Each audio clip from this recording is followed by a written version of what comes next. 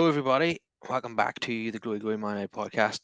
I'm your host, Kyle Quinn, and it's the first podcast for a while because I've had a few health problems. I had a bacterial eye infection, um, was spread to the other eye, so I wasn't able to watch the defeat to Crystal Palace at the weekend. But slowly making a recovery and was able to see the game against Galatasaray, although not perfectly, but certainly to some degree, and was able to see the important bits. Um, so there's been three matches since we last spoke. We've beaten Crystal Palace in the League Cup, we've lost to Crystal Palace in the league, and we have lost to Galatasaray in the Champions League. So that's six defeats in our 10 games that we've had this season. Our worst start to a season since 1989, I believe. Um, Two defeats in our opening two Champions League games, leaving us bottom of the group. Um, Looking at here from a stat from Opta Joe, it says Manchester United have conceded 18 goals in 10 matches in all comps this season, their most after 10 games of a campaign since 1967. Indeed, Sheffield United 19 are the only Premier League side who've conceded more than United this season. And just if we can just talk about last night's game first, again, like in most games, nothing wrong with United's attacking play. They're creating lots of chances. Last night they get a couple of goals, could have got a couple more. But the biggest issue for United is they're just not doing the basic fundamentals when it comes to defending and working hard, like any successful team will do, or even any team in the bottom of the league will do when they're fighting for survival. United just don't do the basics at all. They're just extremely dysfunctional. And so many individual errors again. Another horrible night for Onana in the Champions League, and I don't think um, Lindelof and Varane covered themselves in glory. Amrabat I have some sympathy with because he's playing out of position. Casemiro had another horrible game and was sent off as well. Although the second yellow was probably more Onana's fault than his. So, what was your thoughts on it then, Brush? Ugh, utter drivel. I'm gonna sound like a broken record here, Kyle. It's the same thing again and again, isn't it? We start well, we see good signs, and we don't capitalize when we should, and then it all just goes out the window, and we crumble. Um, yeah, it was horrible performance. Probably Rafael Varane's worst performance in a United shirt to date. I agree with you on Amrabat. I actually don't like this inverted left back stuff. I'd prefer Amrabat be in midfield to support Casemiro and adjust that balance there. I felt that the weekend as well, actually, against Palace. I would prefer it. Currently, I know there's an injury crisis and whatnot. I would have preferred it if Dallo slotted in at left back, Lindelof was at right back, and you bring in one of the centre halves, either Evans or Maguire. Maguire actually against Palace last week in the League Cup had a very good game, I thought. And Johnny Evans had a very good game at Burnley. Yeah, he did. Yeah, and both of them, I'd rather have defenders who are actually defenders. Like when it comes to the fullback positions, I'd rather do that than pulling a midfielder there. And somebody who really would help out that midfield because Cass can't do that role by himself. Yeah, it's making Amrabat look like a bad player, and we know that he isn't. He Yeah. was done for pace in that second goal. Hmm. Um, Lindelof again, he follows his man way out towards the halfway line, and then there's leaves big gaps in behind. And then Varane should have cut out the cross as well. I thought he was Yeah. poor. And for the third goal, Varane was a very surprised at his lack of pace at keeping up with Cardi. Hmm. Um, yeah, yeah, it was the third. I know. Yeah, I was thinking. Yeah, it was a third goal. I think where I was getting confused was the penalty actually didn't result in a goal. Cardi put the penalty wide, of course. Again, that should have been the whole thing could have been prevented. It was Onana was at fault there. I don't fault Cass for that. Cass did what's instinctive to him. And in that instance, when you think it's going to be a goal, you'd rather just take the red. and it goes down to a 50-50 in the penalty situation. Yeah, I'd rather they scored and went 3-2 up, and we kept 11 men on the pitch, because I Mm, think we would have had a chance of getting an equaliser. In fact, we very nearly did. Garnacho took it around a few players, and the only thing that prevented him from scoring was a last ditch challenge. yeah, in Um, that kind of situation, do you think that's something that the manager has to instruct his team? Like, if you find yourself in that situation, do you need to tell him, listen, I'd rather we go a goal down and keep all 11 men. Like, don't make that last ditch challenge. yeah, the manager could certainly do that, but then I think Mm. every individual will act on instinct Yeah, in because that for me, situation. if you put any kind of DM in that position, they're going to do the same thing. They're going to slide in. They're going to take the man out. In fact, this happened last season against Barcelona. If you remember, I think Hmm. De Gea gave the ball straight to a Barcelona player, Yeah. and Casemiro dived in to make a block, and Yeah. I think maybe a second block as well. Hmm. On that occasion, it worked out, but last night he had no chance of winning the ball. Yeah. He was coming in from behind, and And what Onana did, I mean, it was very reminiscent of what happened to De Gea at Sevilla. yeah, it was a lot. I don't buy all this clamour now to get the hair back in again. Um, it's just you become a great player when you're not there. As it's always the way when it comes to supporters. Yeah, But absence makes the heart grow fonder, as they say. Um, it's like all yeah, those people that were calling for Donny to come back in when he was, left on the bench, and then we finally saw him, and people were underwhelmed. yeah, everybody becomes a better player by not playing unless you're Maguire. Yeah. Yeah. So Onana was like, we know his shot stopping has been called into question, but what he did last night was inexcusable, because that's supposed to be the strong part of his game, and he gives the ball Mm. away Hmm. needlessly. And it was such a lazy pass. He's too nonchalant at times, Yeah. Yeah. almost too confident in his abilities with the ball at his feet. It was a very lazy pass, and Casemiro had to make a desperate lunge. Um, Hmm. so he was gone, and we're down to 10 men, and it was also going to be an uphill task from there. I also have to mention the fact that the first goal, Dallo was so weak in his defending against Wilfred Zaha, but Yes, yes, that one. He got out muscled. It did take a mad deflection as well. I can't really blame Onana for that first goal. I think he it's just made to look bad because of the way he dived. yeah, his diving is very unorthodox as well. Yeah, yeah. So sometimes it just looks like he's just doing it for the sake of diving. To be honest, it's just like flailing at it. But I think it was harsh. It'll be harsh to blame him for the first goal. But yeah, yeah, No, but the second two, absolutely. Once again, yeah. for the third goal, the chip by Acardi, Hmm. he goes to ground too quickly. Goes around And far too also, if quickly. you're a sweeper keeper, surely you come out to close the space. No, Yeah, like absolutely. he was kind of caught in two minds. And also stay on your feet. It's the basics. Like don't kneel down early and then attempt to dive. Just stay on your feet. Stand up straight.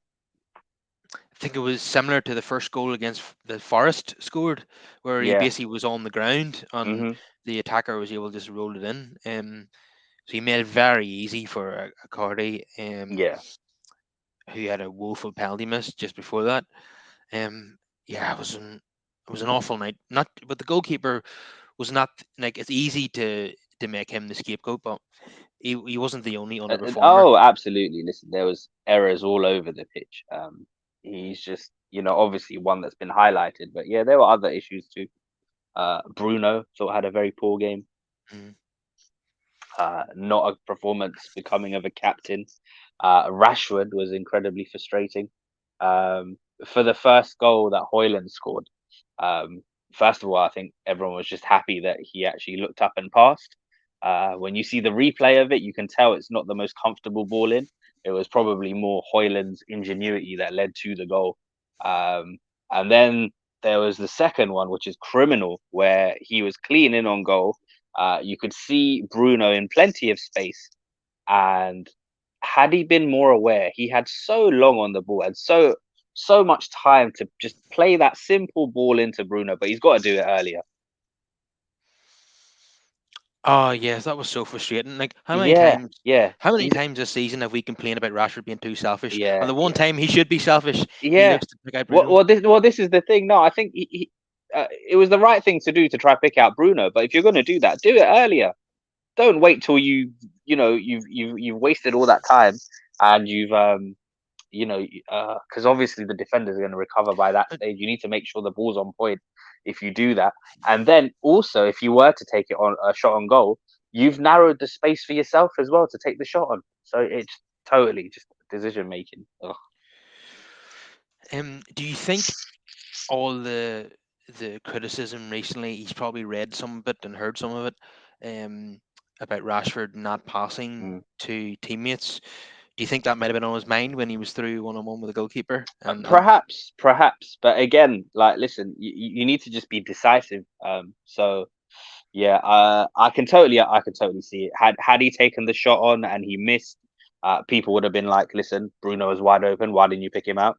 So I think passing it to Bruno was the right option in that instance. It was just the worst possible timing.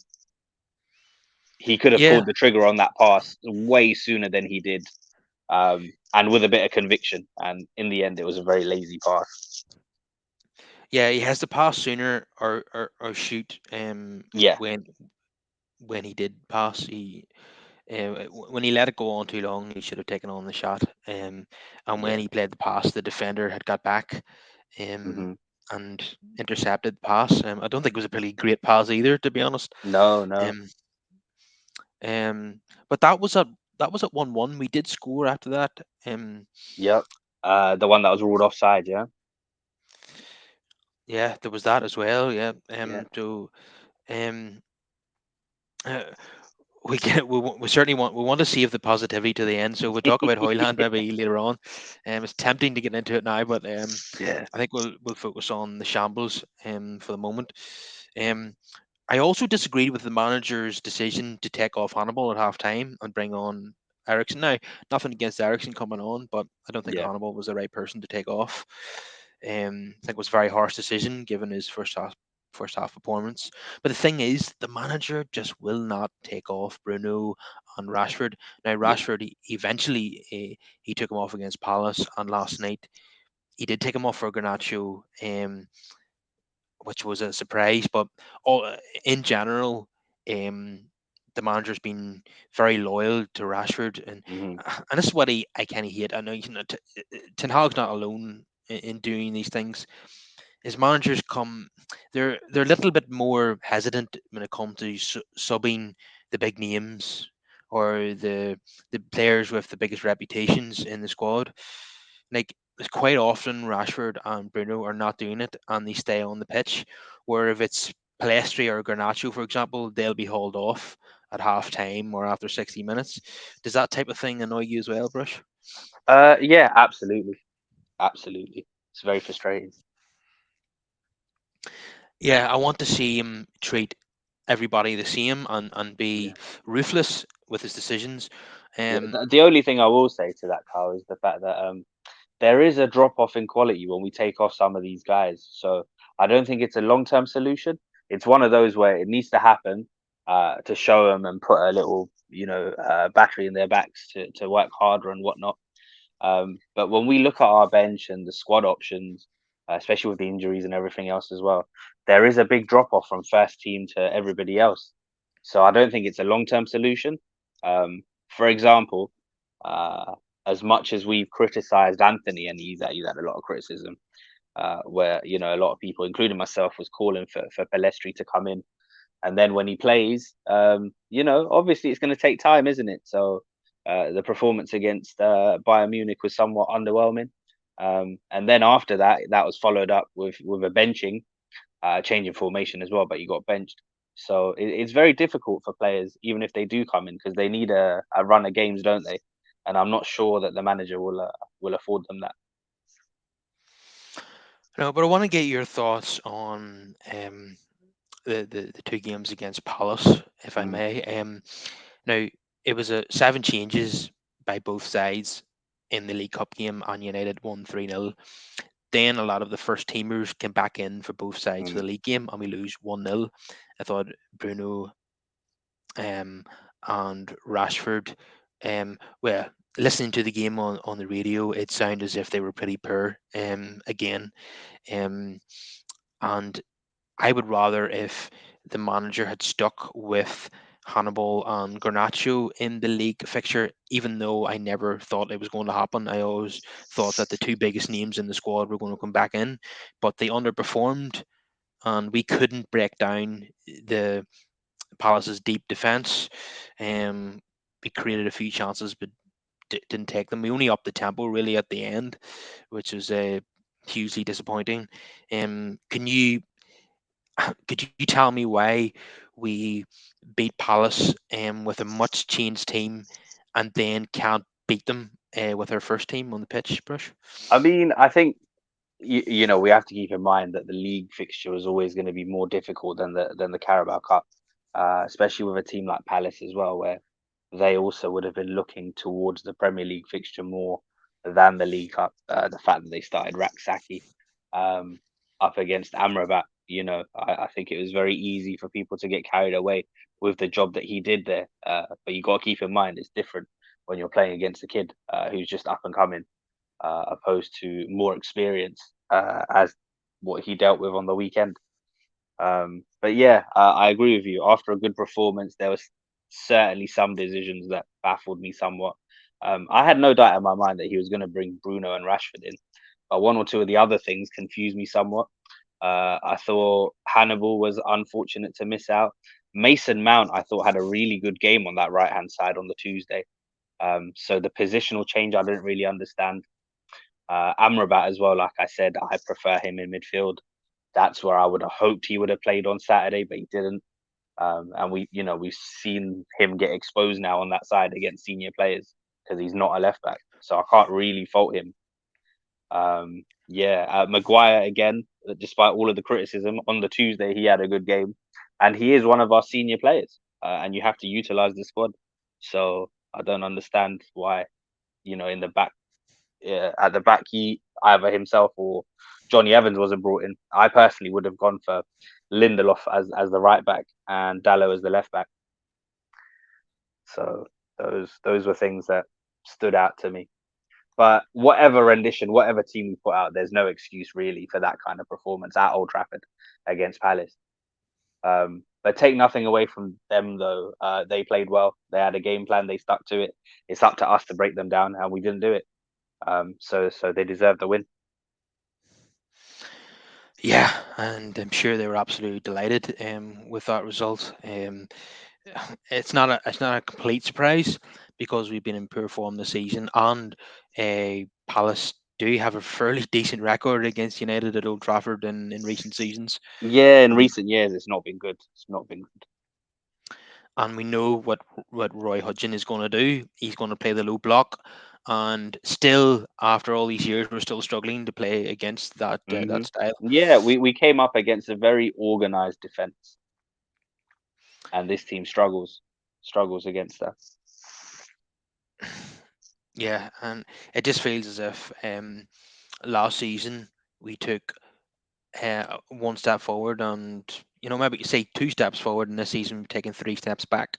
Mm. Um, it's now becoming a rut, and it needs to be arrested as soon as possible.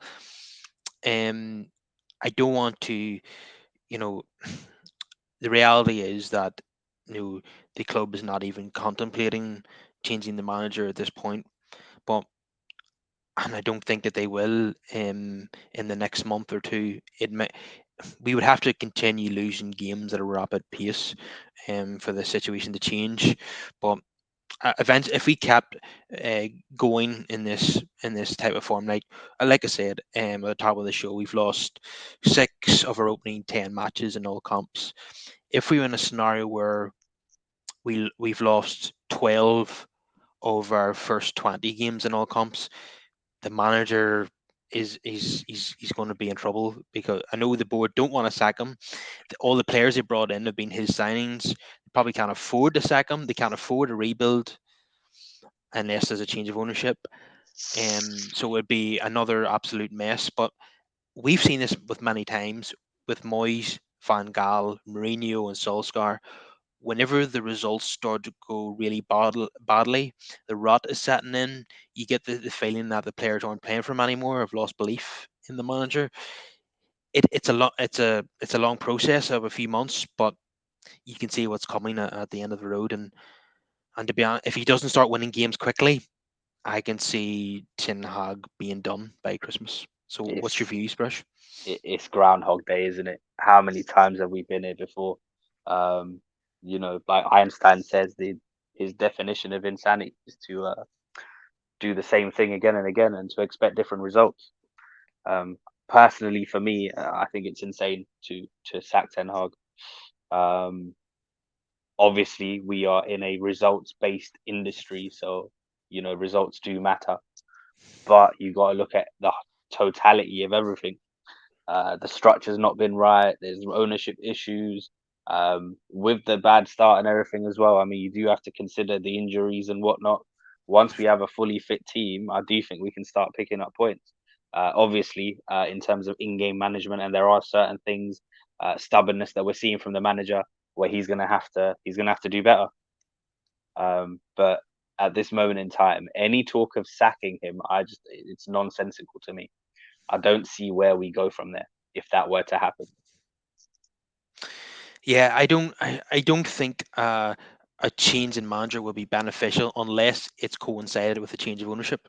Yeah, Um, and then even then, like they would have to come in with a whole structure and a game plan as to what it is that they're trying to achieve and set out certain goals, and there has to be planning behind it.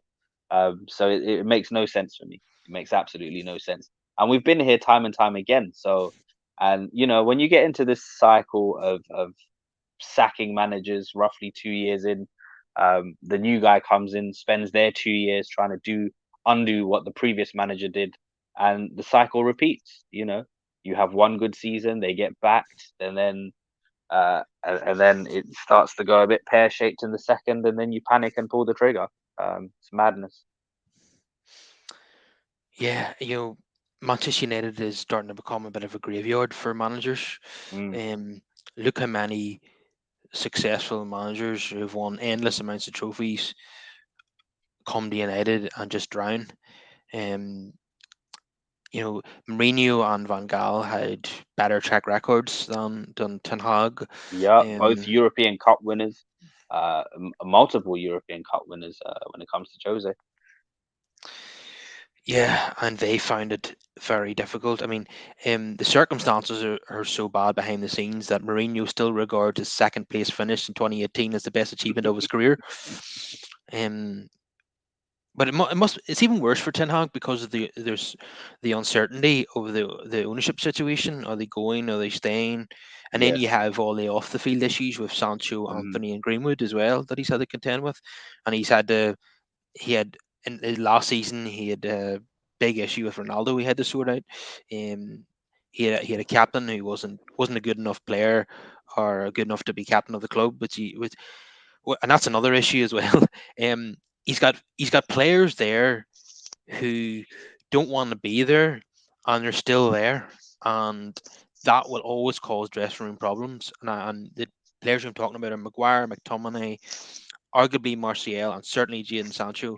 There's players there who have probably their relationship with the manager isn't great, and they should have moved on in the summer and didn't, and that is going to cause problems. If they're sitting there not playing and they're moping, team news and all has been leaked out, and you can make your own mind up about who's responsible for that. There was a story in the media that United are investigating an account on X which is constantly leaking club news, and they're trying to find out who's the source. Mm. Um, it's a total and absolute shambles. Another shambles, by the way, is that all four corners of the stadium last night contained thousands of Galatasaray fans.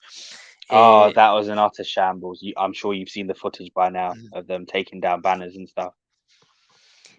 Yeah, and I also read, I don't know if you've seen this, I read this on the X, formerly Twitter app, that a 10-year-old United fan was hit with a coin thrown from Yes.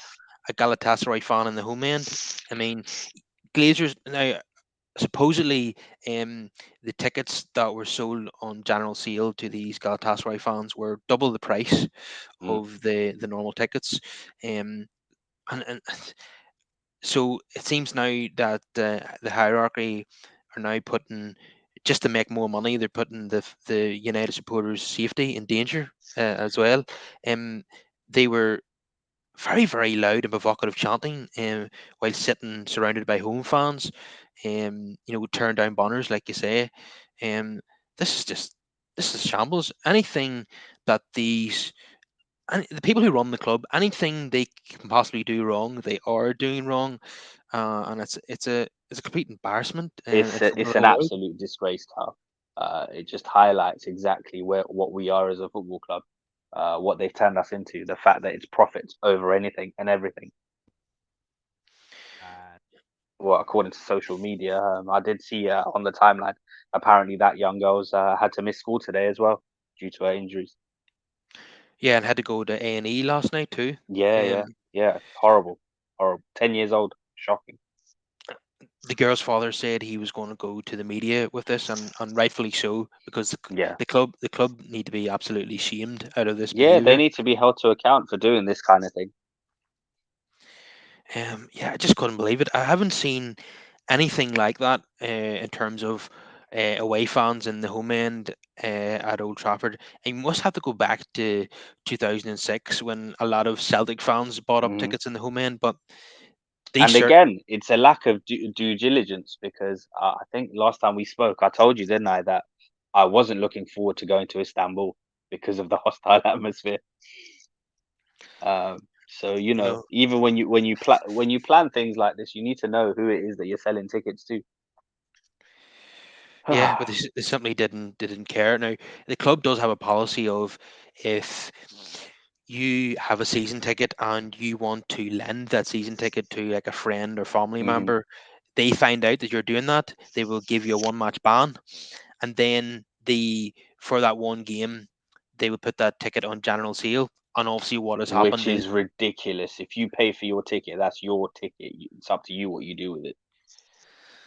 yeah, and obviously all those tickets that were put on general sale and were bought up by Galatasaray fans, and then we had Yeah, the scenes that we saw last night, which could have turned, if United fans had reacted it could have violently. turned very Yeah, ugly. Could have turned very ugly.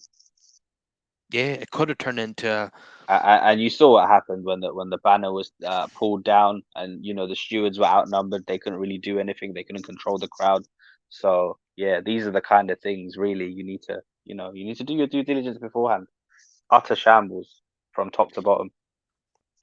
yeah. I think it's purely symbolic of the state that the club's in, that they can't even get something like that right, and how it just shows you how little they actually care about It fan shows you safety. where the priorities are. It exemplifies exactly who we are at this moment in time. Yeah, we are a business, not a football club. Yep. Um, and it proves that we're not treated as fans, we're treated as customers, because Galatasaray fans are just customers the same as us. And segregation, which is very important in soccer, clearly doesn't matter to the United hierarchy. Anyone who thought things were going to get better with the resignation of Ed Woodward were very sadly mistaken, Hmm. because his mate there is now running the club, and he has arguably done an even worse job, to be honest. And this has to change quickly. Now we'll talk a wee bit more about the ownership I don't situation. know if that's possible, Carl. That's a big statement because under, under Ed, we suffered for an entire decade. Yeah, but I'm seeing things now. Uh, I'm seeing things yeah, now like what we saw yeah, last night that we never seen under yeah. Woodward. Things like that. The whole the way they handled the whole Greenwood situation in the summer. Yeah. There's a lot. Yeah, Richard Arnold had a statement prepared to Yeah, welcome back Mason Greenwood, yeah, and then yeah, when he seen the backlash, he had yeah. to rewrite the statement, which is a total shambles in itself. Um, like everybody thought this guy, well, not everybody, but some people thought this guy might have been different because he had that meeting with the fans in the pub, but that Mm. it's all been downhill from there, really. And nobody's going to be anyone who's a Glazer stooge is not going to be any different to the previous guy. Um, now the latest reports on the ownership situation is probably the one thing that the fans did not want to hear, and it's that Jim Radcliffe, in order to break the impasse, is now interested in buying a quarter 25% was it? a Yeah, quarter of the club, yeah, a quarter of the yeah, shares, which yeah. would leave them in charge. Now, I'm sure this would, in that scenario, Radcliffe will also have a long-term plan to buy up the majority of the shares. And I But think he outlined that that would happen 2026. yeah, but imagine the Glazers hanging around in charge to 2026. You Yeah, know, yeah. it's not going And to be. how do you even trust them? Like, how do you buy up 25%? With what kind of guarantee do you have that they'll sell out the rest? I mean, it's all up in the air, isn't it? Yeah, well, what I heard from my financial expert, Yeah.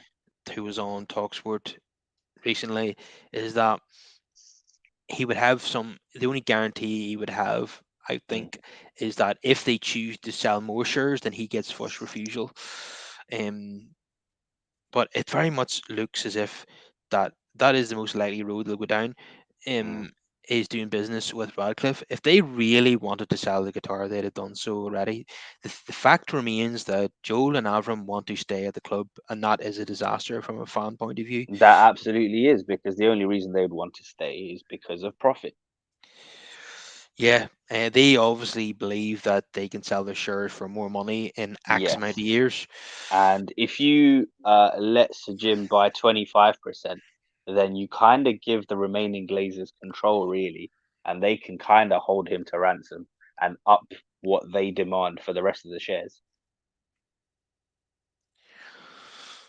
Yeah, that's absolutely true.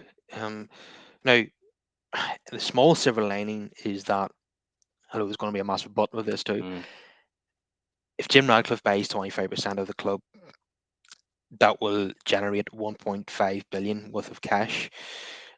Now, that would could be great news if it's invested wisely, but that could easily just be pocketed by the Glazers. Yeah. So that comes back to what you said earlier that we can't trust them.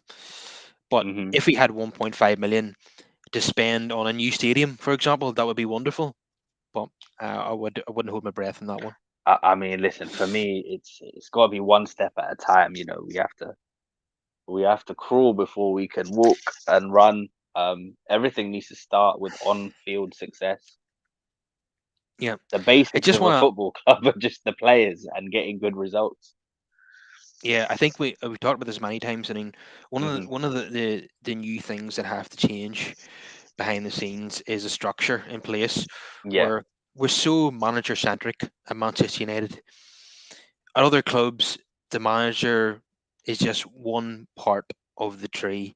Um, if he isn't doing a good job, he's replaced by somebody else who's just as good as him, um, or better. Like at Brighton, the way things are run, but the the people behind the scenes don't change for a very long time. They're in place for years and years. The directors, the sporting directors, the scouts all remain there for a long time. And if the manager's not good enough, he can replace by another coach, and it keeps stability. Whereas we're so manager centric. Look at even now, all nearly all the signings we've made are clearly Ten Hag signings because they all yeah. have a history with him or the Eredivisie. Hmm. Um, even Mason Mount has history with the Eredivisie.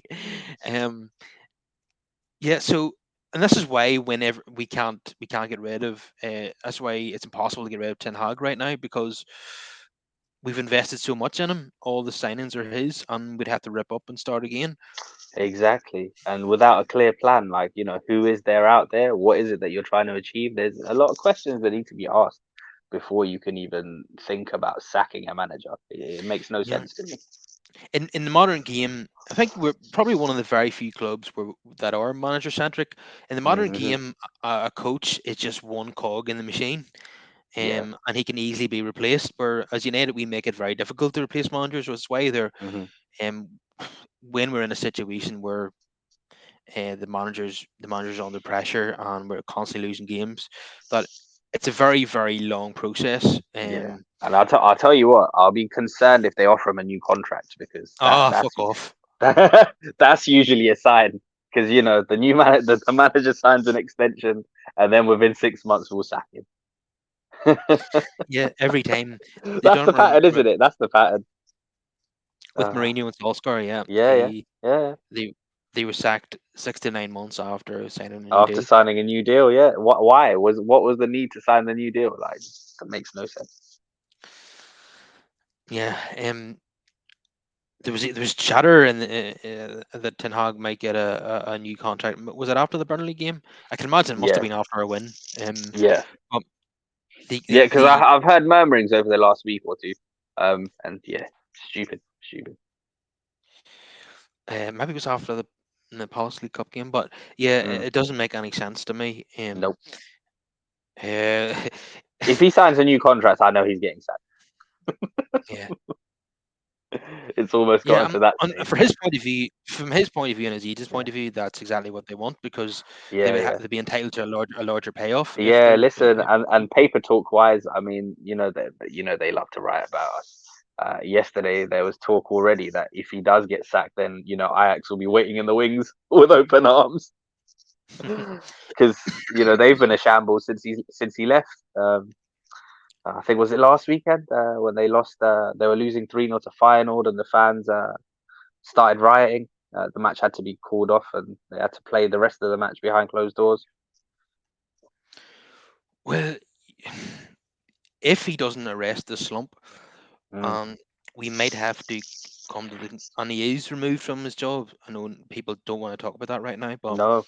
I can see it happening in maybe 2 months' time if things don't change. If he doesn't arrest the slump and he is removed from his post, then people could quite easily come to the conclusion that maybe the Eredivisie is his level because he hasn't really proven anything beyond that. Mm, I know he got nearly. Everybody says nearly got to the Champions League final, but nearly is not good enough. yeah. Um, on any other campaign that he's had with Ajax in Europe has not been that great to be honest. Including the season before he came to United, where they were unexpectedly put out by Benfica. I think it was Darwin Nunez who put them out in the last Hmm. 16. But yeah, You also so have to keep in mind though, Carl, that Ajax are a selling club, right? So you're always working against having to lose your best players. yeah, but I also have to call into question bringing so many Eredivisie players with him to Old But Trafford. again, for me, that's a lack of structure above him. That's more our fault. Yeah, Obviously, a manager is going to pick, the players that he knows. It's up to the structure in place to sort of step in at key times and be like, all right, but how about so and so? How about this alternative? Like, you need to have a clear vision in what it is that you're trying to build. yeah. What I understand, and this has been in place for a long time now, is that the the manager, the CEO, and the no the I'm trying to think. I know the manager is one of them. The chief scout is one of them, and Hmm. I think the football director John Murta is one of them. Um, I think it would have been Woodward before that, but they each have a veto on player. Like the scouts recommend a player, Yeah. the manager can veto it. Hmm. If the football director recommends a player, the scouts can veto it or whatever. They Yeah. all three departments have to agree for a signing to take Mm. place. So but they under Ten Hag, especially, they've just allowed the manager to sign whoever he wants. There doesn't seem to be much. I remember under like Mourinho and Ollie, you could see that these were not manager signings. That clearly somebody else was making these decisions. But right now, it's nearly every signing is got some kind of connection with Ten Hag. I think that's too much. Like you say, Yeah, but at the same time, though, again, he's not the money man. He's not the one negotiating these deals. So some of these exuberant fees we're playing as well, it puts us at a disadvantage because we've got no negotiating skills. It means that you eat up the budget quicker than expected, and then you're left shopping in the bargain basement. Like I'm sure Eric Ten Hag didn't think last summer, oh, you know what? In January, I'm going to bring in work Weghorst. You know, Yeah, but you know what? I know he had to make a loan signing in January, but he probably could have done better than Weghorst. And Yeah, the reason why he did that was because he was Dutch and he knew the player, and he wasn't the right but option for Ollie. also because the club were reluctant to spend anything at all. I think that one was the dirt cheapest deal they could have got done. Well, And they then the had to get him. Sabitzer one, personally, I don't even think that happens if Ericsson didn't get injured when he did. No, they had to get Weghorst out of another loan deal to make that happen. Yeah, Um, but they could have done. They could have got somebody better, I believe. yeah, yeah. Even in the summer, we don't do smart things. Could have picked up free transfers. I think we spoke around January about Marcus Thuram, who at the time was, doing very well in Germany. He's gone on to Inter Milan now, and he's doing good things there. He was a free agent in the summer, 25 years old, has resale value. These are the kind of smart signings we don't make. No, but who knows? Maybe Ten Hag just wasn't interested in him, and Mm, they seem to do everything that Ten Hag wants, and that obviously makes it impossible to make a change if you need to, because they've invested so much in this manager. Now they're wedded to him, and exactly, and this is what happens when you have got no proper structure in place, especially in modern day football. Because last season in the Premier League, I think 12 or 13 sackings happened. So more than half the teams in the league lost their manager from the start to the end of the season. So that tells you all you need to know about the modern game. So the only way to get consistency and continuity is with the right structure in place. Coaches come and go irrespective of who they are or what their reputations are.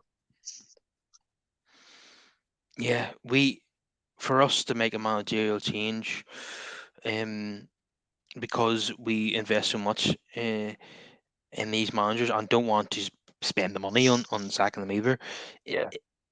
it has to get to November, December, where Hmm.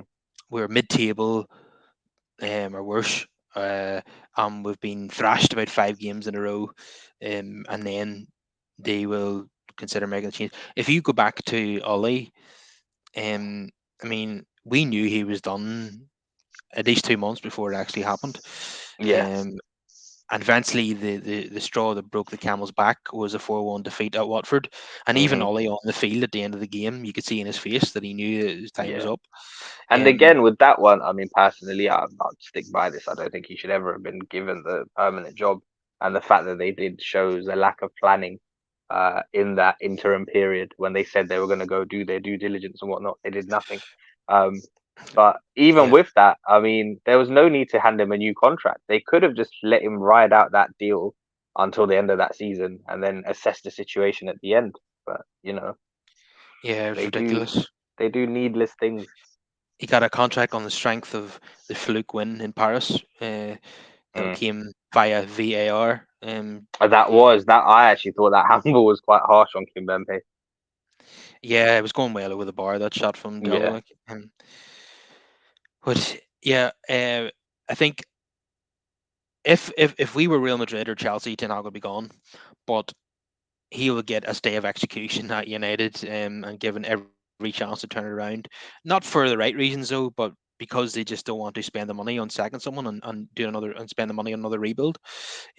So For me, this time round, it makes absolutely no sense. Like there is too much invested at this moment in time. You kind of have to just ride this one out yeah, but because even when you look around, like who potentially would even come in, like I don't even. There's nobody obvious. I know. yeah, I know. Pardon. I don't think Sorry. we're ready. I don't think we're Yeah. ready to talk about that yet. But Yeah. yeah, Yeah. but Yeah. So it's not the um, time for me. So now you pretty much but just have to ride this out. I have to ask you though, if we lose to Brentford, we imagine we didn't beat Sheffield United, and then we get absolutely pumped by Manchester City. How long can this go on for? I mean, Um, listen, I don't think anyone's expecting us to meet City. Um, it's one of those where it's just a bonus these days, isn't it? Um, yeah, but performances, I wouldn't trust us to win any game. yeah, yeah. Um, Like we're Sheffield. I would bet on every other team in the league to beat Sheffield United. I wouldn't bet a penny on United to beat them.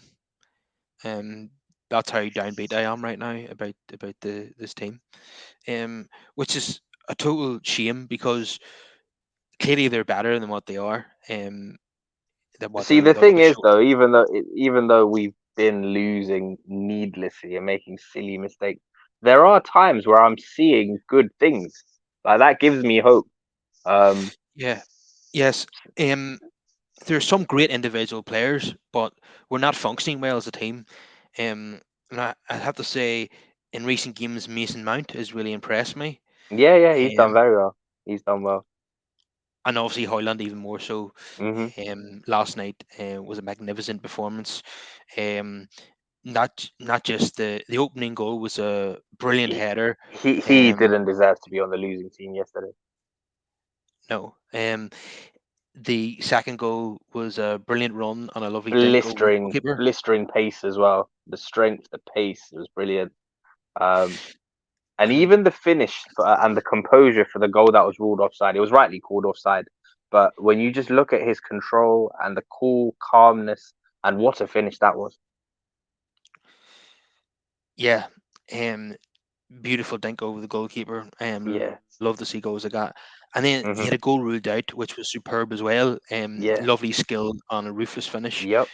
Um, and they used the automated offside system to rule that Yeah. out, which they don't Also, that's usually a do. great system, by the way. Why the hell do we not have that in the Premier Mm. Yeah, I talked about this before. League? When Garnacho's goal was disallowed at Yeah. the Emirates, I talked about this at length. Yeah. Yeah. I'd Like, love to how see, quickly did they get to that? Like, we saw that, within seconds. but I don't want to get into this debate again. But the Premier League think they can do better than everything that Europe do. The Premier League think they can do better, or Mm, the FA think they can do better. yeah. There's a lot of snobbery there, which I absolutely hate. Um, Yep. I would love to see, not to go back to this again, but the Garnacho no goal against Arsenal. I want to see what the automated system would have thrown up there. Mm, Um, yeah. Anyway, yeah, Hoyland is a huge positive. But I mean, at the moment, he's going to have to score hat tricks for United to get draws in games because we're so it's dysfunctional. ridiculous. Yeah. Yeah. How much work does that young man have to do? But yeah, no, I saw a lot of positives from him. I just hope that the fans don't get too excited by what they saw and expect him to do that week in, week out. He's still very young. It's No, still raw potential. yeah, I, not yet, not yet. not yet, not yet. I'm expecting a performance like this once every 5, 6 games, maybe. Even at the beginning of the game, the Hmm. run that he went on to set up Bruno Fernandes, whose finish was a joke, Yep, by the way. yep. Um, yeah, remember Bruno tried a side foot from the cross, and he didn't Hmm. make connection at all with the ball. Oh, in Uh, the second half, I just got reminded there was one time where Bruno took a shot and it was the worst possible decision. yeah, was that the You, left-footed shot you're talking Yeah, about? yeah, you know what I'm talking about, just outside the 20-yard box. Like he had players in and around, and out of all the things he could have done, there was no need to just aimlessly just Yeah, shoot. and then he started ranting and blaming everyone else. Yeah, yeah. And if you are gonna take a shot on like that, you absolutely have to test the keeper. You have to get it on target. There's no excuse. And Dallo was making a great overlapping run, and he didn't see Yeah, it. yeah, yeah. Uh, Things like that is criminal. if you take away Bruno's goal against Burnley, which was a brilliant goal, he's Hmm. been absolutely shite this season. Um, Maybe you could say he was good against Forest, but that's Forest at home. He should be good in that game. But you take away the Forest game, the goal against Burnley, he's been rubbish, absolutely rubbish, and not good enough from a Manchester United captain. Yeah, And Rashford's been dreadful as well. And very, very lucky to still be in the starting 11. I wonder, absolutely. They need to be taken out the firing line. My only issue is it's one of those where there is that drop off in quality, so you have to be careful how you manage that. yeah, um, there might be an element of the manager because he's under so much pressure now Mm, that he doesn't want to alienate some of his stars. Like yeah.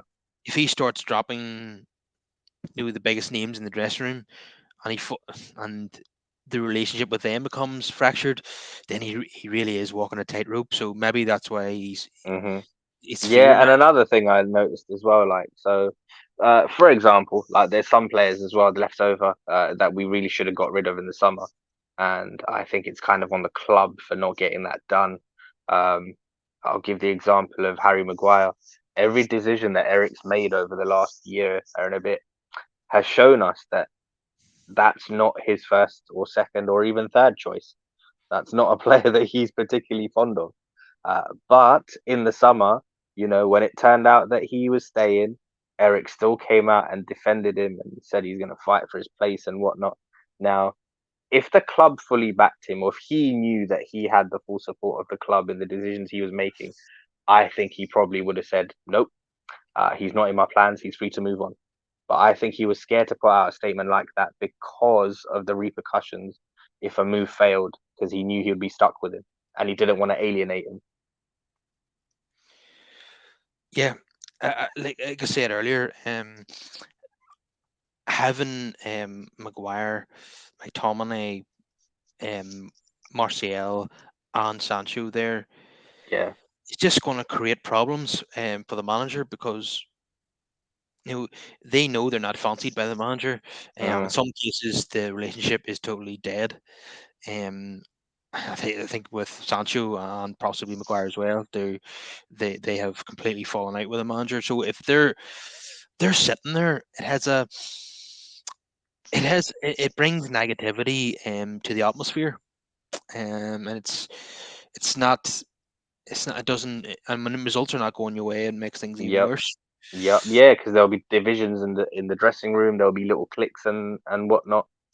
And Yeah, and then player and it seems to be a problem at United that players who are not being selected, who hmm who are not happy, start to leak things then. yeah, Um, and this is one of the reasons why, for once, I'd like to see us do something different. Like we've been in this situation countless times now, where the manager is the one to get the chop. yeah, that's what something I wanted to say. Mm. Um, if only you could sack 80% of the squad, I would be in favor of that. But maybe not 80%. But There's a yeah, number of players. obviously it's easier to get rid of one person than several, which is why I think the managers usually do face the Yeah, axe. But and it's yeah, we're in a situation now where before the manager goes, I need the people above him to start losing their seats. yeah, absolutely. But the players are well aware that the Hmm manager is expendable. And no more so is he expendable than at United, which is a club that has empowered players for the last 10 years. I Yeah, mean, we look at how. and that's an interesting point actually, pal, because I was speaking to one of my friends, Tariq talks. He's an Arsenal fan, good guy, and he had mentioned to me. He said to me his theory was he reckons Maguire probably stayed because he thinks he can outlast the manager, and that got me thinking. If that's the case, then that's quite shocking in itself. But the fact that Well, he feels like that, yeah, Michelle, or what am I talking about? Martial and Pogba mm, have done that already with Mourinho. mhm, Eh, mhm, You know, Mourinho wanted to get rid of Martial. He was overruled by the yep, club. Apparently, he was Joe Glazer's favorite player. yeah. Um, and we Yeah, know the listen, at relationship. the time, I mean, I can understand from a business point of view because they had invested a lot of money into a young Martial, and I don't know what kind of return they would have got at that time, but they probably weren't prepared to take a loss, right? Yeah. So why shouldn't Martial now believe he can outlast any Mm. manager? Yeah, Um, it's crazy, isn't it? I mean, yeah, they've seen the blueprint, they've seen the likes of Phil Jones ride out contracts, get new contracts without even playing. you're rewarded for failure at Old Trafford when you're a player. Yeah, So yeah, it wouldn't surprise me if that theory is true that mm, Maguire thinks he can outlast the manager. yeah, Sancho is probably thinking the same. You know, yeah. I mean, again, he's on 350 a week. Like, who the hell's going to come in for him? Apart yeah, from maybe Saudi. and that is why the most likely outcome in January is a loan deal Mm. And because again, that's going to be a shocking deal for us because we're going to end up paying half, if not more, of his wages. yeah, what an absolute shit show. Yeah, Just another. issue we have to contend with, and another financial disaster. Mm. Um, I just don't know. It just feels like we're cursed. You know, when is it ever going to change? Um, I it's mean, naive. until the ultimate change comes, nothing's going to change. So it No, has to be from the top down. yeah, and I wouldn't be surprised now if Ten Hag's doomed, no matter what, because um, he's not gonna succeed under Glazer ownership. Um, and the new if new owners come in, they probably want to bring in their own man. So you could make the Yeah. argument that he's doomed either way. I mean, it really depends, isn't it? Because I mean, we can't say until that happens because maybe the new owners see his vision, but then they're willing to back his vision, you know, but then put the right structure in place. If like new owners came in, Mm, and Fergie was there, they would never get rid of him because he's so important, and that has happened. There was a change of ownership while Fergie was there. I think maybe more than once, and yeah. he was so important that they couldn't get rid of him. Even when he was challenging the owners over who owned the horse, the Rock of Gibraltar, Mm, they couldn't hmm. get rid of him. But if Ten Hag is losing games, constantly, then they could quite easily just get rid of him. Yeah. So yeah, he needs to get wins on the board and fast. So before I forget, I want to just talk about um, the player ratings, which is going to be uh, Oh, jeez. quite interesting. You know, um, now there's going to be some. There actually is going to be a couple of high scores here, but there's going to be some Hmm. really low ones. Yeah, yeah. Just Um, just attendance ones, yeah. So just turning up. yeah. So Onana, um, that was pretty bad, pretty woeful from Onana. Sorry, I'm going to have to give him a 2 out of 10 for that performance. It was an honor masterclass, if you ask me. um, Diogo Dallo would get a 3 for me. Really shocking defending for the first goal. Varane did not cover himself in glory. Worst game for us in a United shirt from Rafa. Yeah, 3. Um, Victor Lindelof, another 3. So Yeah, poor. yeah. Um, Amrabat, um, I give him a 4 because he's played out of position. I'd probably give him a three. I do understand why you gave him that though, because yeah, it's not his position, so it's very harsh. Um, yeah, Okay, 3 then. Hannibal Mary was hooked at halftime. yeah. I would say he would get a 6 for his first half performance. Mm. Casemiro, red carded, another poor game. Yeah, probably a 2 out of 10, I to be mean, honest. even before the red card, I mean, listen, he was misplacing passes. He's been asked to do a role that I don't think he's capable of Was doing. To be fair, was a shame because um, he was unbelievable in that Palace League Cup match. We thought, yeah, oh, here yeah, he is, he's back yeah, again. yeah, This yeah. Casemiro we all Yeah, and know I and love. tell you what, he's not really playing like a DMI for Izzy. He's pushing up the field and that, and I don't think he's got the legs for it, nor the passing range. It doesn't make sense for me. Yeah, he's your top scorer as well because Yeah, he's getting forward so much. because he's bombing forward. Yeah, yeah, Mason Mount, I think he's had a lot by and large tidy. he's had a great week. Yeah, Um, yeah, his work rate is also outstanding. hmm, His passing has been great. yeah.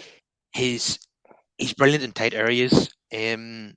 The one Very thing I'd like to see him improve is his shooting. Yeah, he had a great effort from outside the box. This was tipped over by the goalkeeper on the volley. Yeah, I think it yeah. was.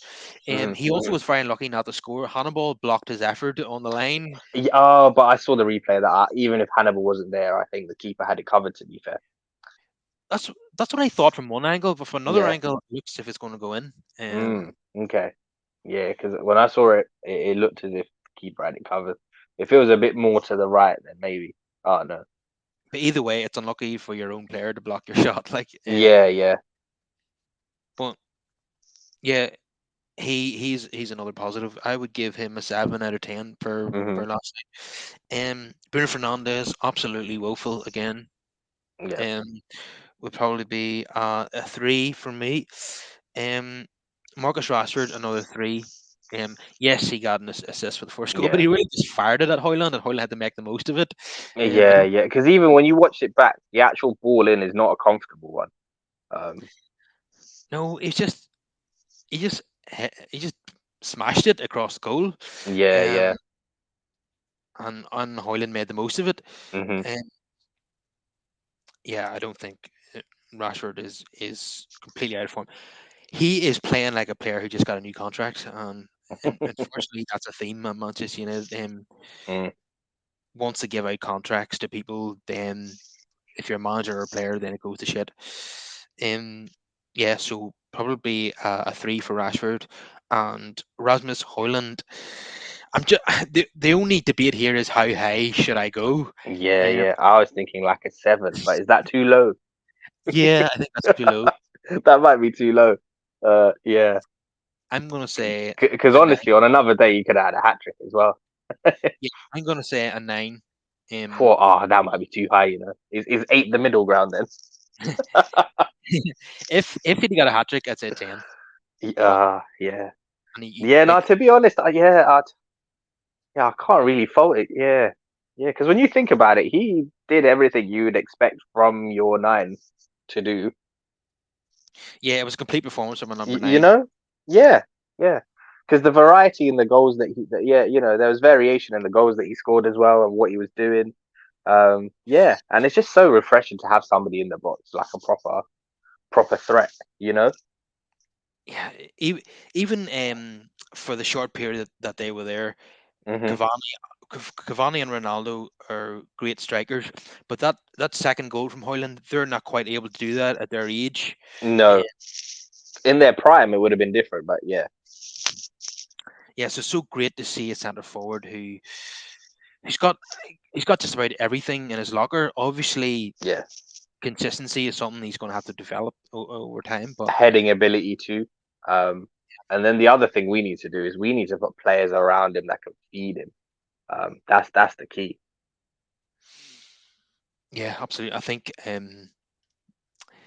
I know Garnacho didn't perform well in the first 2 games of the season, but we have to get him into a situation where he's starting regularly because even last night when he came on, he was electric. He could really because he can cross with both feet as well. He can I think go. the trouble is though, Carl, with him, like yeah, in that impact sub role, I think he's fantastic. When he starts games, I don't know. I don't think that same explosiveness is there yet. Yeah, but that's what I'm saying. I'm saying we need to get into a situation Hmm. where he's an automatic starter, Yeah, and he's playing well from the start, yeah. because I think he would be able to feed Hoyland. Um, Another thing that we're missing, I think, at the moment, which seems strange to say, is Regulon, and that's probably more to the fact that we're missing an orthodox left back in general. Just yeah, yeah, and it was just quite refreshing with Regulon to see someone who actually go forward and put crosses in. Yeah, and he's got an explosive burst of pace. Yeah. He can get in behind, and I noticed how good his crossing was even back from his Spurs Hmm. and Sevilla days. It was very obvious to me. Um, there is a slight chance he might come back against Brentford. United don't want to risk, bringing him back if he's going to have a reoccurrence of his injury, but they are exploring the possibility of starting him in that game. And I don't want him to, come in, get injured again, spend another month. Yeah, exactly. So I would proceed with caution. Yeah, until he's fully 100% because we need him. Yeah, because there's only one game to the international break, which he Yeah. probably won't be participating in. So Hmm. give him those 2 weeks, and then he can come back and start against Sheffield United. Yep. Um, yeah, the Amrabat situation urgently needs addressed, and Yeah, no, that needs to stop. That experiment is stupid. No. so Ericsson came on at halftime. I'd I thought he did probably all right. yeah 6. Um, Garnacho, yeah, very good. definitely a 6 for him. Anthony and Martial were very late on in the Very games. late. Yeah, Uh, Martial had a shot, a decent it was shot actually. deflected, wasn't it? Yeah, and Yeah, yeah, it was deflected. Yeah, made the keeper do you know make a what's save. strange about Martial that I've Mm, noticed? Unlike previous previously, now when his position was taken in the team by a new signing like Ibrahimovic, Cavani, Ronaldo, whoever, he sulked. mhm. He's unhappy that his number was taken off him, and he wanted to leave the club. Now he seems to have accepted his role as the second choice striker because Yeah. every when he comes on now, he looks like he's up for it, which is Mm. something that has surprised me. I didn't anticipate this. I think the penny's finally dropped that, listen, he's very privileged to be here. He's probably not going to get a contract extension. I mean, he might as well just enjoy and do what he can. Yeah, well, yes, we've talked a lot on this show about the players who've just got a new contract underperforming. Well, quite often when players are coming to the end of their contracts, then they suddenly put in a shift, and Yeah. maybe what we're seeing from RCL. So, Ten Hag, oh, definitely another 2 out of 10. Um, yeah, substitutions were questionable again. In-game management questionable. Um, yeah, and the signing of the goalkeeper is not looking like a great signing right now. Mm, Obviously things can change, but he's not off to a great start. I was watching the game last night on RTE, which is the Irish state broadcaster, and the two pundits were Calvin Doyle. He used to play for Reading and in the Premier League. He's a United fan, and Shay Given, who everyone knows, and both of them were comparing. They were saying that when Taibbi came to Old Trafford, Fergie had seen enough of him after 4 games and admitted his mistake and just read it off. They're saying that possibly Onana needs to be written off now because mm. it looks like a mistake. See, this was one of the things I mentioned in the summer, right? So I made the comparison to when Pep came in at City and ousted Joe Hart, and he brought in Claudio Bravo, and he turned out to be an absolute disaster. Now, Man City have the finances, and they're run to a specific standard where if then that signing doesn't work out, you can immediately bin them and move on, which is what they did. The following summer, they went and got Edison and just cut their losses with the Claudia Bravo thing. For a club like us in the shambles that we're in, my worry was always that if you don't identify the right guy, if you spend exuberant amounts, as we've spent a fair chunk on him, you are now stuck with him. I don't trust this club to be that ruthless if he goes on and continues to do this sort of thing. Um, and from what I've seen of him in his past career, career, he's got this in his locker. So I'm not surprised. So I can't be mad at him beyond a certain extent, if that makes sense. Yeah, because United have invested £43 million in him, they're Hmm. not going to write this off after 6 weeks. No, they're not. So even if it's a bad season, we're gonna stick it out. But Ten Hag is being pressed by journalists um, last night. What does he is he going to take Onan out of the team now? Yeah. Uh, he strongly hinted that he wasn't going to do that, which I'm not surprised by. Mm-hmm. If it was me, I would be giving Tom Heaton a chance, and I don't even think that Mm. Tom Heaton is Ten Hag's second choice No, because no, it's probably the new guy, right? Who nobody's seen play. I don't think anybody knows much about him. The one no, from Fenerbahce. that's why I wouldn't want to risk him either. Because Yeah, yeah. And weirdly, like he's ended up with the number one jersey as well. yeah, sometimes that happens. When Yeah, the actual number one keeper doesn't want the number doesn't one want the number jersey. one. Yeah, yeah, yeah. I was Um, still surprised though that they assigned that to him. Yeah, well, as the backup. the Turkish goalkeeper who Yeah, I have not learned to pronounce his name yet. yeah, Um, yeah. I've seen, Bayinder, I think. I think it might be Bayinder. yeah, I'm gonna have to look at it again on paper. Yeah, I watched. I know it's an online compilation, yeah. but he looked dreadful. Um, Yeah, see, one of the other guys was telling me they saw a comp and it doesn't look good. I haven't actually seen any of him. not even compilation wise. So I know nothing about him. Is he similar to Onana stylistically? Is he a sweeper keeper? Uh, I think so. Okay, But he was making woeful shot-stopping errors. Um, okay. I think I mentioned this to you on a Mm, previous podcast where hmm. he's there was one particular there's one era that stuck in my mind Yeah. where he caught the ball and carried it over the line and then had to throw it out. You know, Oh like wow. Oh, I just got flashbacks of Roy Carroll. yeah, yeah, yeah. Uh, That's why I said Tom Heaton and not uh, not this guy. yeah, yeah, Because he could potentially be yeah. No, worse. I figured you said Tom Heaton because of the experience as well. Yeah, Tom Heaton, when on the few occasions where he's played for United, I Yeah, thought he did really well, and I'm including preseason games and that. But yeah, yeah. um, he's looked solid to me. Mm, His shot stopping is absolutely fantastic, hmm. and when he's played against us, he's been superb as well. So Yeah.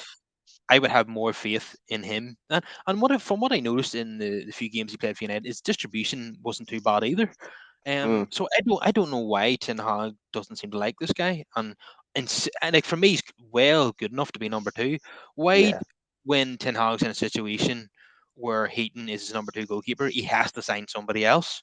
But I don't see the point in that. I think the only issue with Heaton is that he seems a bit injury prone. But Mm. um, yeah, I would be if it was me, I would be bringing him into the team against Yeah, I Brentford. mean, I don't know anything about the new number two, so I can't really comment too much. But yeah, it did catch me by surprise as well. I thought we probably, yeah, I thought Tom Heaton was good enough to be number two and keep Nathan Bishop as the number three. I just had a look. He didn't. He had two goalkeepers on the bench last night, and neither of them were Mm. Tom Heaton. What is it with this two keepers on the bench thing? In fact, I think there was an away game where I think, was it the Bayern Munich tie where we brought four goalkeepers to Munich? I mean, Yeah, what on earth? it's just ridiculous, isn't it? Yeah, what is going on with our reserve team? Why is there no kids that are, that are breaking through that can make the bench, that are outfield players? Why are they not being trusted with that? Yeah, it's unbelievable. So, I'm very much looking forward to the international break. Yes. Now, I used to dread the international break, and now it's a bit of it's Now relief. it's like vacation, isn't it? It's a nice little break from football. Yeah. uh, Um. Hopefully, we will win on Saturday afternoon, but I wouldn't back United to win any game. I think Brentford have only had one game all season. Well, here's an opportunity for them to get a second win on the board. Um, I dread to think where that leaves us and the manager if we do lose that game. mm, And one win is not going to get us out of a hole either. The only way the crisis disappears and the pressure is turned down is if we put a run together. But we seem some way off that at the moment now, I have to be yeah, honest. yeah. For that as well, I think we need all our players back from injury and that, Yeah, and that's not going to happen for a very and long that's time. not going to happen for ages. Yeah, yeah, because Because Martinez is out for some months, right? a reoccurrence of the injury from last season, I believe, as Yeah. well. Personally, for me, I didn't think he fully recovered when he came back. I Is it true that the United medical team didn't know that Martinez had a broken foot? Um, that would be astounding if that was indeed That's the case. crazy if that's true. If there's any credence to that, then for Yeah, that would be deeply worrying. yeah. But when he came back from the initial injury, though, he didn't look like himself. Um, not the player that No, we knew from last season. and I believe in some of the recent games that he did play, he was playing through injury, Mm, um, and he has made it worse, and now he needs surgery. I think he's had that surgery and all. I'm not surprised that he's the type of guy who would play through injury, but long term, that is to his detriment. yeah, absolutely, It's something that Roy absolutely. Keane did a lot of, playing through Yeah, injury, and then when he retired, he admitted that the likes of Van Nistelrooy was right in protecting himself Hmm. because it prolongs your career, or you shorten your career by playing through injury. So, Yeah, but you definitely do. Yeah, because he tried to make up for that into his 30s by doing all kinds of crazy diets and stuff. He took the diet stuff very seriously, which is why there was one stage, you could see his sort of cheekbones and that he was quite jaunt looking. Um, yeah, yeah, and he he was at something like 6% body fat or something, which even for an athlete, it's not healthy to be that. no, definitely not. So I have to admit, I'm not optimistic about United winning any game. And Brentford can be tricky opponents. Yeah, Home yeah, or got to away. watch out for Mbueno, Wissa. They got one or two midfield as well. And Uh, obviously Ivan Tony's not available, but also yeah. Rico Henry is not available either now. I don't Mm. think. But they've still got the tools, the arsenal, the trouble this dysfunctional Manchester United side. So don't be surprised if we drop points again. Um, I'm fully Yeah, I antici- just I just want a cohesive team performance and just an established style and system is what I'm looking for because I can't really tell what the identity is at this moment in time. yeah, I'm fully anticipating a game where say Hoyland and Mount score, have terrific performances, but we give Mm. away silly goals at the other end of the pitch, and Yeah, yeah, we draw two each. Yeah, something. It's going to be something like that, I think. Anyway, we've talked unsurprisingly for quite a long time about United's woes. Um, if everyone could please smash a like on the video, subscribe to the podcast, and get your comments in down below. And I will be back after the Brentford game at some point. So pleasure to have you on, Brush. I'll see you later. yeah. As always, and it's not all doom and gloom, guys. Last bit of positivity. I believe Hoyland is currently the top goal scorer in the Champions League. Is he really? I didn't know that. Yeah, yeah, yeah. Three It's a goals. pity United have Neil Poit Uh in huh. the Champions League. That's kind of the bigger issue. Yeah, But yeah, but yeah, we need he's something to hold on to. So we've got that. We've got that going he's for not us. going to get the Champions League golden boot if he's eliminated at the group stage. You know. Wow, you'll have to see. You'll have to see what he does against Copenhagen. Yeah. We need two wins out of two there, but wouldn't bank on Yes. it because Yeah. Bayern struggled away to Yeah, they Copenhagen. did. Yeah, yeah. They stumbled to a 2-1 victory in the end. Yeah, it doesn't bode well for us. But Hmm. I'll see you later then, Brush. Yeah, yeah. Take care.